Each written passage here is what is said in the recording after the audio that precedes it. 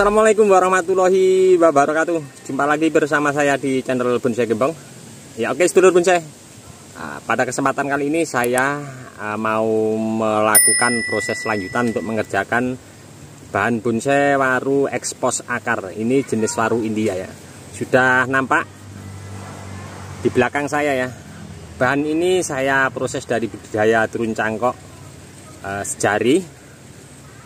Untuk bahan ini sudah sering kali saya update ya. Kali ini saya mau cek, saya mau kerjakan nanti seperti apa. Untuk usia bahan ini dari awal tanam kurang lebih sekitar 3,5 tahun, 4 tahun kurang lebih ya. Oke, seperti apa nanti saya mau mengerjakan bahan ini. Mudah-mudahan ini menginspirasi dan bermanfaat untuk teman-teman semua, terus semangat berkarya dan berbudidaya ya. Dan untuk bahan ini nanti teman-teman di video saya sebelumnya sudah pernah saya update, nanti bisa simak linknya di bawah deskripsi, atau teman-teman bisa komen-komen, kita sharing, kita terus saling berbagi dan sama-sama belajar. Oke, sebelum saya mau mengerjakan untuk bahan ini ya, saya sedikit mau berbagi untuk mengulas ke belakang. Sebelum jadi bahan seperti ini, mungkin teman-teman yang baru mengikuti untuk proses perjalanan bahan ini dulu dinding ground longnya kurang lebih besar sekian ya, tinggi 1,5 meter. Setelah tumbuh subur, saya bongkar dinding ground longnya, kemudian saya biarkan begitu saja rebah ke sebelah sana. Setelah nampak ada pertumbuhan normal, kemudian saya bikin alur sedemikian rupa. Setelah seperti apa yang saya inginkan untuk alur pada akar ini, baru saya tahap pengepresan pada batang utama. Nah, pada kesempatan kali ini saya mau coba untuk pruning dulu. Nanti ada beberapa cabang mungkin akan saya kurangi atau membuat gerakan wiring terusan untuk pembesaran cabang yang nanti ke depan mungkin saya mau pakai ya.